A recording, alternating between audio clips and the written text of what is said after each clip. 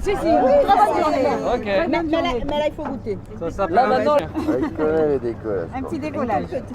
Voilà. Super. Ah, c'est bon. De la ville de Saint-Malo, félicitations. Merci beaucoup.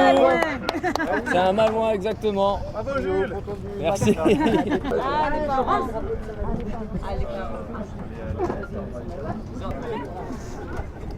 Jules a mis le blouson, ça va. Eh oui. Faut aller sortir. C'était beaucoup de plaisir, beaucoup de bonheur. J'ai regardé hier soir toutes les vidéos de mes GoPro parce que je m'ennuyais un petit peu dans la pétole et c'est vrai que j'avais presque déjà oublié qu'on s'était bien fait défoncer la première semaine. Donc non, franchement ça a été beaucoup de plaisir, je me suis vraiment éclaté, j'avais jamais été aussi longtemps en solitaire enfin tout court. C'est ma deuxième course en solo et la première avait duré 6 jours et en fait ça s'est très bien passé niveau solitaire. J'ai trouvé ça même assez génial parce que c'est pas la même manière de naviguer qu'en double en équipage. Et puis non, l'objectif c'était d'arriver, donc l'objectif là il est rempli. Voilà. Moi je m'étais mis en tête de l'objectif c'était les 15, alors je sais même pas combien je finis du coup, mais 17. C'est bon. Je m'étais mis en tête de pas casser de voile, c'est loupé, j'ai cassé mon grand spi à 3 jours, mais c'est pas de ma faute. Donc ça va. Et non, franchement c'est énorme et c'est génial d'arriver ici, à tous les partenaires, la famille, les amis. Il fait très très chaud. Et non, et voilà, c'est une case qui est cochée et j'en suis super fier, super content. J'ai pas démarré sur les chapeaux de roue, je pense que je fais un mauvais début de course, mais j'avais vraiment en tête d'aller au sud pour pas me faire trop vite défoncer. Et typiquement quand j'ai vu que Amélie et qu'Aurélien avaient dématé dans le premier front, je me suis dit que c'était peut-être pas plus mal d'être allé un peu au sud. Mais je pense que j'aurais pu le faire mais un peu mieux. Ouais, après moi dès la sortie de Pointe-Bretonne, je passe par le tunnel du Four alors qu'il passe par le front de Veur. Moi je pense que j'étais en retard pour aller dans le tunnel du Four par rapport à ceux qui sont allés devant moi. Mais je voulais pas aller dans le front de Veur et je voulais essayer de faire un décalage au sud dès le début. Mais j'étais pas. La première nuit j'étais bon, mais du coup le deuxième jour j'étais pas bon du tout, j'étais un peu cramé. Et puis dès le deuxième jour en fait. Et puis après le temps de me remettre dans le rythme. Et puis voilà, après il fallait y aller je pense doucement mais sûrement. Et ce que j'ai fait, j'avais passé les différents fronts. C'était pas fun, mais j'ai réussi à pas. Enfin, j'ai cassé des trucs, mais pas non plus. Il est plutôt. Je pense que je suis un des seuls qui a encore mes 2 aériens en tête de mât, et ça, c'est quand même assez énorme. Ah ouais, mais justement, tu vois, on en a quand même parlé un paquet de fois, et ça fait bizarre parce que ce matin, je me disais bon, du coup, c'est fait. Enfin, c'était pas complètement fait, mais bon, le gros du boulot était fait. Et non, tu te rends pas forcément compte, quoi. Mais non, c'est assez énorme à vivre. C'est assez énorme parce que tu parles de la Saint-Malo et un monde pas possible, enfin, sur beaucoup de bateaux. Et tu te retrouves à Ouessant, tu te dis bon bah là maintenant faut aller en face quoi. Et tu regardes la météo, tu te dis alors par contre on va prendre 4 fronts entre les deux avant d'arriver aux Açores. Et on a fait du prêt pendant 6 jours ou 7, je sais pas combien de temps. Ah ouais, pénible.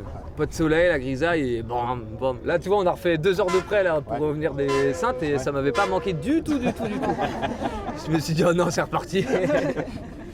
Mais par contre ce qui est cool c'est que tu pars dans le froid, tu galères au début. Et après dès que tu trouves du soleil et que tu commences à tirer un peu la barre et à accélérer, bah là le plaisir il est énorme quoi. Et après ça glisse. Après je pense que j'étais toute la course assez conservateur pour pas casser le bateau et pas abîmer mes voiles. Et j'ai pensé à lui souvent parce que c'était les conseils de Franck-Yves et typiquement il y a 2 nuits je pense que je suis le seul enfin je pouvais plus prendre de deuxième riz après le 3e front. Donc arrêter dans la grand voile quand t'as plus de 30 nœuds c'est pas forcément évident.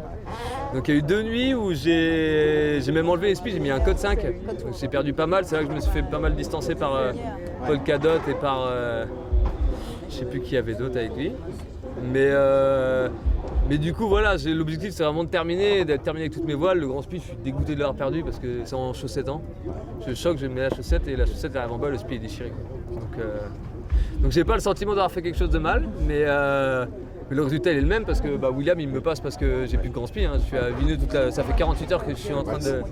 L'avantage c'est que j'avais plus d'internet, donc j'avais plus les positions. Je savais pas où ils étaient. J'ai juste vu un bateau un matin, j'ai vu qu'il était blanc, je me suis dit bon c'est soit des cubes, soit c'est 6 frigos. Si c'est des cubes, ça veut dire que j'ai pas perdu de place pour le moment. C'est 6 frigos, c'est que j'ai pris cher. Et j'étais pas bien du tout toute la journée. Et je l'ai vu empanner, je vois des cubes, je me suis dit bon, c'est une place.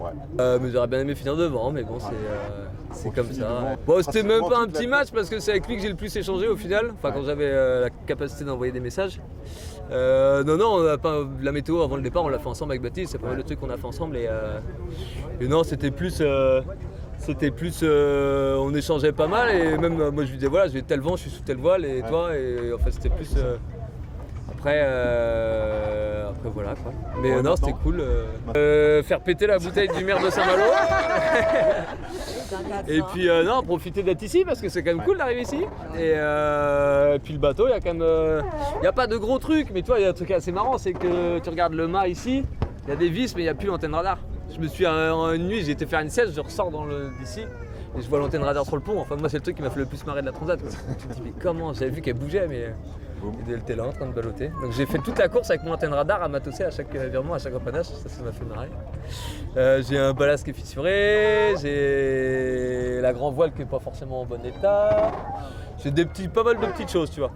Mais c'est pas rien de grave. Mais du coup va falloir remédier à ça rapidement parce que le bateau il va rester ici cet hiver. Et puis on va faire le défi atlantique au mois d'avril pour rentrer en France. Et puis voilà, il va falloir. C'est demain quoi. Mais on va quand même profiter de la famille, des amis, de la fête, de la musique, de tout ça. Parce que,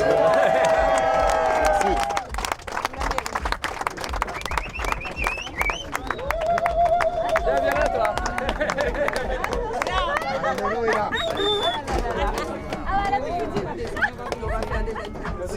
Vous voulez du champagne?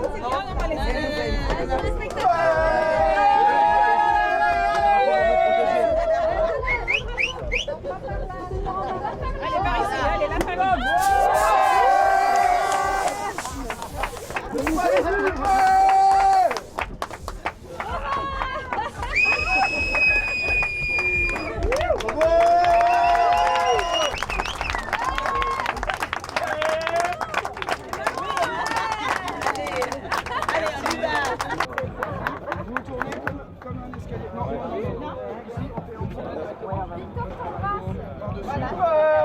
Voilà, et dans l'autre sens.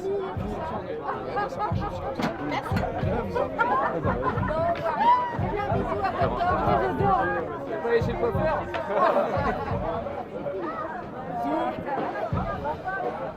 Allez l'OM. Allez l'OM.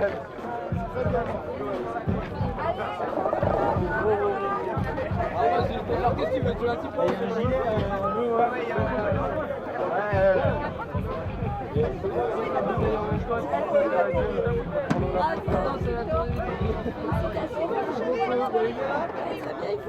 Ça va super bien. Je veux l'avoir à l'instant. Attention au mal de terre. T'inquiète. Oh non, ça va. Bonjour. Ta maman d'abord. Oh oui, bah.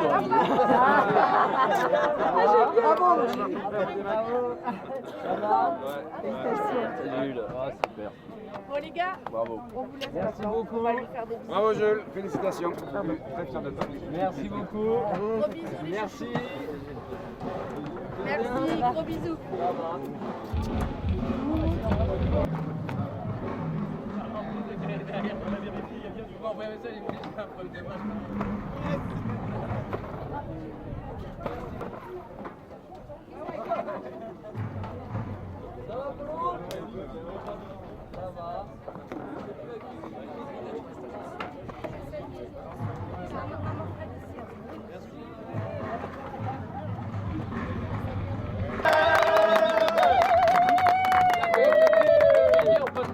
Alors là, il a mis la barre très très haut. J'ai rigolé tout seul pendant 5 minutes. Ça va mec? Ah ouais, grave. Ça va? Ça va? Merci. Ça va? Ça va. Comment vas-tu? D'accord. Voilà, mais surtout que je peux pas voir une grande maintenant.